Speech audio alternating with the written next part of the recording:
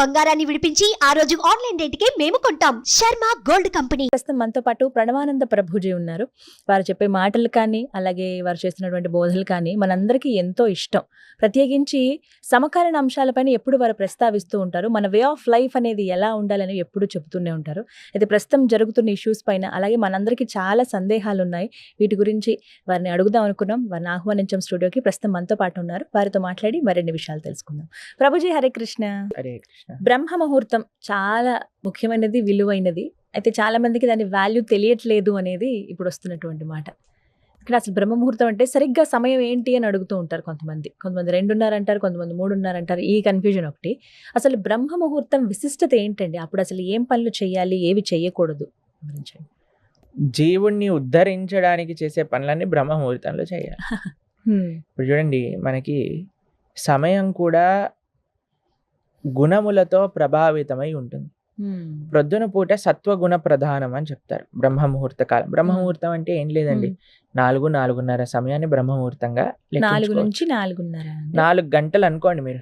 సుమారుగా 4 o'clockకి లేవటం అనేది ఒక హ్యాబిట్ గా పెట్టుకున్నాం అనుకోండి. ఇంకా మనకి సూర్యోదయం ఎప్పుడు, సూర్యాస్తమయం ఎప్పుడు క్యాలెండర్లో చూస్తే దానికి ఎగ్జాక్ట్గా 2 గడియలు ముందు లేస్తాను. అవన్నీ అవసరం లేదు. రోజు 4 o'clockకి లేసారనుకోండి, ఇంకా జీవితంలో దానికంటే మంచి అలవాటు ఇంకోటి లేనే ఉండదు. 4-4:30 ఇది చాలా మంచి అలవాటు అండి. మేము ఇప్పుడు సుమారుగా 2012 నుంచి ప్రతిరోజు 3:30-4 గంటలకు లేస్తున్నాం. కాబట్టి మాకు తెలుసు ఆ అనుభూతి. ప్రొద్దున పూట బ్రహ్మ ముహూర్తంలో లేచి ఆ సాధన చేసుకోవటం, దానివల్ల వచ్చే శక్తి, దానివల్ల వచ్చే ఒక భగవద్ అనుభూతి, దానివల్ల మనకి లభించే ఒక పాజిటివిటీ, మానసిక బలము అనేది చాలా విశేషం. మనం వినే ఉంటారు మీరు చిన్నప్పటి నుంచి, early to bed early to rice keeps a man healthy wealthy and wise అంటారు. 3 విషయాలు. ఎవరికి హెల్దీగా ఉండాలి అని ఉండదండి, ఎవరికి వెల్దీగా ఉండాలని ఉండదండి, ఎవరికి వైజ్గా ఉండాలని ఉండదండి. కాబట్టి ప్రొద్దున పూట లేవాలి. అంతేగాని మనం రాత్రంతా సీరియల్లు, సినిమాలు, వాట్సాప్లు చూసుకుంటూ ఉన్నాం అనుకోండి, ప్రొద్దున పూట రాదు. లేవలేదనుకోండి, సూర్యుడు ప్రత్యక్ష దైవము అని అంటారు. భగవంతుడి యొక్క నేత్రములలో సూర్యుడు, చంద్రుడు ఉంటాడు. స్వామి యొక్క అంశ ఆ సూర్యుడి లోపల అందుకే మనం సంధ్యాబంధనం చేసినప్పుడు సూర్య మండల మధ్యలో ఉండే నారాయణుడికి మనం అర్ఘ్యం సమర్పణ చేస్తాం అనమాట. సంధ్యావందనం చేసేటప్పుడు ఆ మంత్రాలు మనం చేసుకున్నప్పుడు ఆ అనుష్ఠానంలోకి వస్తాయి. అప్పుడు స్వామియే సాక్షాత్తుగా, ఇప్పుడు చూడండి, మీ ఇంటికి ఒక పెద్ద వచ్చారనుకోండి, మనం హ్యాపీ పడుకొని ప్రొద్దున పూట 10 గంటలకు లేచి వచ్చాడా ఆయన, బాగున్నాడా, తిన్నాడా అని మనం వెళ్ళిపోతామండి. ఉంటాడు ఆయన. వచ్చే లోపలనే లేచి మనం అన్ని సిద్ధం చేసుకొని రూమ్ అంతా క్లీన్ గా నీట్ గా పెట్టుకొని ఆయనకు కావాల్సిన వస్తువులన్నీ పెట్టుకొని రెడీగా ఉంటాం. అంతే కదండి. అలానే సాక్షాత్తుగా భగవంతుడు సూర్యమండల మధ్యలో ఉద్భవిస్తూ ఉన్నప్పుడు ఆయన వచ్చే లోపలే మనం రెడీ అయిపోయి ఆయనను స్వాగతించడానికి రెడీగా ఉండాలి. ఆ సమయం ఎంతో ఇంపార్టెంట్. మీరు చూడండి, చిన్నప్పుడు ప్రొద్దున లేచి చదువుకో బాగా ఎక్కుతుంది, ప్రొద్దున లేచి చదువుకో బాగా ఎక్కుతుంది. నేను చదువుకునే సమయంలో అండి, ఇంజనీరింగ్ చేసేటప్పుడైనా 10th 11th 12th ఏ టైంలోనైనా ఏం చేసేవాళ్ళం అంటే ప్రొద్దున్నే లేసేవాళ్ళం. ఎగ్జామ్ ముందు లేచి, అయితే చాలా ప్రొద్దునపూట లేచినప్పుడు నిద్ర వచ్చేదన్నమాట. అప్పుడు మేము ఒక స్టడీ చూసాం అనమాట. ఏంటంటే ప్రొద్దునపూట లేచాక ఎప్పుడైనా ఆపిల్ తింటే నిద్రపోతుంది అని. అయితే ప్రొద్దునపూట లేచి స్నానం చేసి ఆపిల్ తినేసేవాళ్ళం. నిజంగా నిద్ర వచ్చేది కాదు, ఇంకా చదువుకుంటూ ఉండేవాళ్ళం. మేము ఎక్కువ చదివే వాళ్ళం కాదండి, ఉత్తే ఎగ్జామ్ ముందే అలా చదువుకొని వెళ్ళిపోయేవాళ్ళం. అన్నిట్లో ఫుల్ మార్కులు వచ్చేసేవి అనమాట. జ్ఞాపక శక్తి బాగుంటుంది. అయితే అది చాలా ప్రభావితం చేస్తుంది. అప్పుడు చదువు ఎలా బాగా అయితే చదువుకోగలిగామో, ఇప్పుడు ఆధ్యాత్మిక సాధన కూడా అంత బాగా చేయగలుగుతున్నాం. ప్రొద్దున్నే లేచి జపం చేసుకోగలుగుతాం. రాత్రి ఎంతసేపు అయినా వెలుకుని ఉంటాం కానీ తెల్లారి మాత్రం లేవలేమండి అంటారు చాలా మంది. ఎందుకో తెలుసా అండి, దాన్ని రాక్షస ప్రవృత్తి అంటారు. ఎందుకంటే రాక్షసులకు నిశాచరులు అని పేరు. తెలిసిన మీకు? రాత్రిపూట తిరుగుతాయి. ఇప్పుడు చూడండి, ఇంట్లో పిల్లలకి ఏం చెప్తాయి, రాత్రిపూట అన్ని దయ్యాలు ఉంటాయి, పడుకోండి అని చెప్తాను చిన్నప్పుడు ఉన్నప్పుడు. అదే మనం పెద్దవాళ్ళు రాత్రులంతా తిరుగుతూ ఉంటారు. దయ్యాలు ఎక్కడో కాదు, ఎవరైతే రాత్రిపూట తిరుగుతారో వాళ్ళే దయ్యాలు. కాబట్టి మనము ఒక మంచి మనిషి, ఒక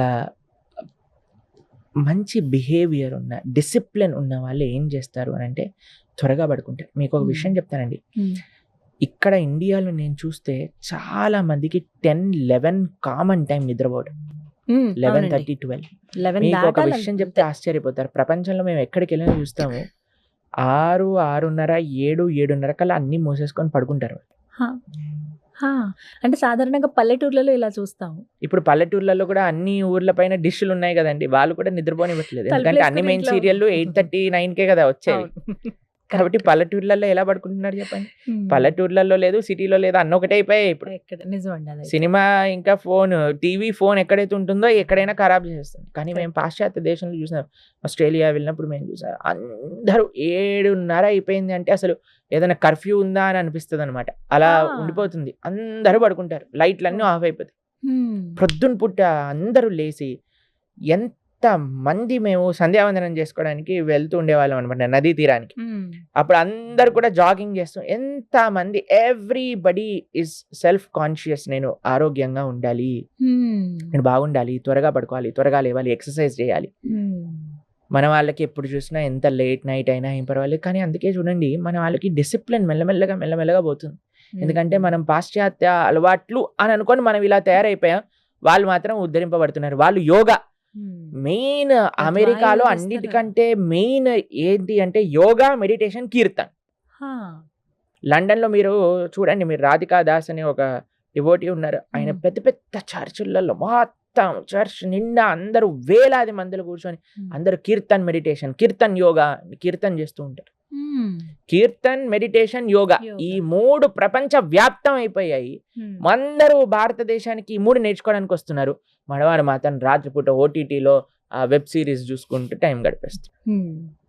ఇంత విచిత్రం. ఏమైనా కొన్ని టిప్స్ చెప్పండి ప్రభు. ఎర్లీ మార్నింగ్ ఏం లేదు, ఫోన్ తీసి అవతల పడే. 8:30 అయిందంటే ఫోన్ స్విచ్ ఆఫ్ చేసేసండి. ఏమి ప్రపంచం మునిగిపోదు నువ్వు ఫోన్ ఆఫ్ చేయటం వల్ల, అది గుర్తుపెట్టుకోవాలి. అందరు అనుకుంటారు, వామ్మో నా ఫోన్ లేకపోతే, నేను ఫోన్ ఆన్సర్ చేయకపోతే, నేను మెసేజ్కి రిప్లై చేయకపోతే ఏమవుతుంది? ఏమీ అవ్వదయ్యా, ఏమీ అవ్వదు.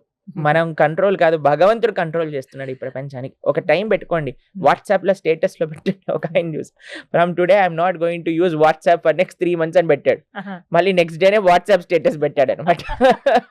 అలా కాకుండా మీరు ఏం చేయాలంటే ఒక వాట్సాప్ స్టేటస్లో పెట్టండి, మీ డిస్ప్లే పిక్చర్ పెట్టుకోండి. ఏంటి అని అంటే after 8:30 I will be not answering any of the messages and calls. కనీసం ట్రై చేయండి మీరు.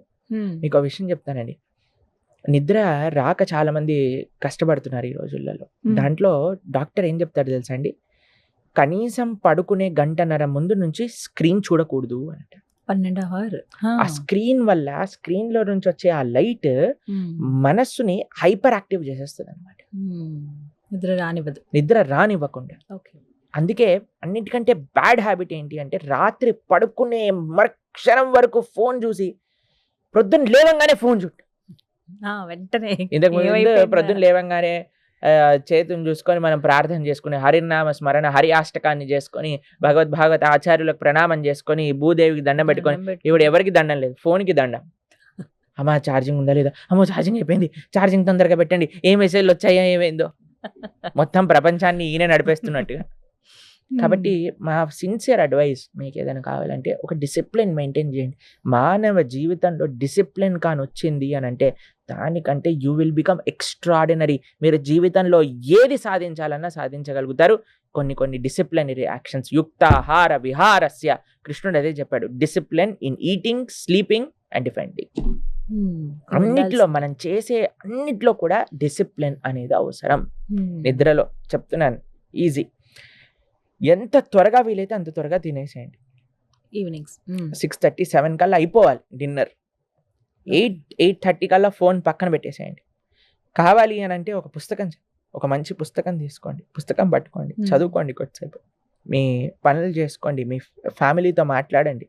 ఫోన్ ఉన్నంతసేపు చాలాసార్లు ఇప్పుడు చూస్తాను, నలుగురు కూర్చుంటారు, 4 ఫోన్లు పట్టుకొని, పిల్లోడేమో కార్టూన్ చూస్తూ తింటుంటాడు, ఈయనేమో న్యూస్ చూస్తూ తింటుంటాడు, ఆవిడేమో నిన్న సీరియల్ మిస్ అయిపోయిందని సీరియల్ చూస్తూ ఉంటుంది, ఇంకొక ఆడేమో అందులో ఏదో వెబ్ సిరీస్ చూసుకుంటూ తింటూ ఉంటారు. ఏంటండి అసలు మనం ఇప్పుడు ఎవరికి టైం ఇస్తున్నాం చెప్పండి? ఇంట్లో ఉన్నట్టే ఉంటున్నాం కానీ ఫోన్ తోటి కాపురం చేస్తున్నట్టే అయిపోయింది. ఫోన్ రూల్ చేస్తోంది అందరినీ, అలా అయిపోయింది. కాబట్టి ఫోన్ దూరం పెట్టేసేయండి, టీవీ ఆఫ్ చేసేయండి. అన్నింటికంటే బెస్ట్ విషయం అంటే టీవీ ఛానల్ వైర్ తీసేసి పీకేసేయాలన్నమాట. మా అమ్మగారు చిన్నప్పుడు ఏం చేసేవాళ్ళంటే ఎగ్జామ్‌లకి 3 నెలల ముందు టీవీ వైర్ తీసి బయట పడేసేవాళ్ళన్నమాట. ఇంకేం చేస్తాను చెప్పండి వైర్ లేనప్పుడు. కాబట్టి అలా చేయాలి. నిజంగా చెప్పాలంటే టీవీ తీసేయండి. ఫోన్ తగ్గిచ్చేసేయండి. జీవితం చాలా ప్రశాంతం అయిపోతుంది. టైంకి పడుకుంటారు, టైంకి లేస్తారు బ్రహ్మాండంగా. మా ఆశ్రమానికి వచ్చినప్పుడు చాలా సార్లు ఫోన్ పనిచేయదనమాట. ఇప్పుడు అందరు టెన్షన్ పడిపోతారు ఏమవుతుంది. తర్వాత ఒక రోజు అయిపోయాక బ్రహ్మాండంగా హాయిగా కీర్తనలో ఉంటారు, ప్రొద్దునపూట కనిపిస్తారా ఏమైందయ్యా నీ చాలా ఇంపార్టెంట్ అన్న ఏముంది రోజు నడుస్తున్నాయి అని ప్రశాంతంగా ఉన్నాం మేము అని అంటారు. కాబట్టి సో అంతా మన బ్రహ్మ ఆలోచన అంతే, అది ఏదో జరిగిపోతుందని. సో బ్రహ్మ ముహూర్తంలో లేవడం అలవాటు చేసుకుంటే లైఫ్ అంతా సెట్ అయిపోతుంది. చాలా మంచిది, చాలా మంచిది. ముఖ్యంగా పిల్లలకి అందరికీ మేము ఇచ్చే ఒక అడ్వైజ్ ఏంటంటే త్వరగా లేవండి, జీవితాన్ని చాలా మార్పు. ఒక నెల రోజులు సంకల్పం పెట్టుకోండి, నేను ప్రొద్దున పూట లేచి చూస్తానని. కొద్దిసేపు ఎక్సర్సైజ్ చేయండి, కొద్దిసేపు సాధన చేసుకోండి, కొద్దిసేపు చదువుకోండి, తర్వాత జాగింగ్ చేయండి, వాకింగ్ చేయండి, ఏదైనా చెయ్యండి, పడుకోకండి. అది ముఖ్యం. రైట్, చాలా చక్కగా వివరించారు ప్రభుజీ. హరే హరే కృష్ణ. కృష్ణ.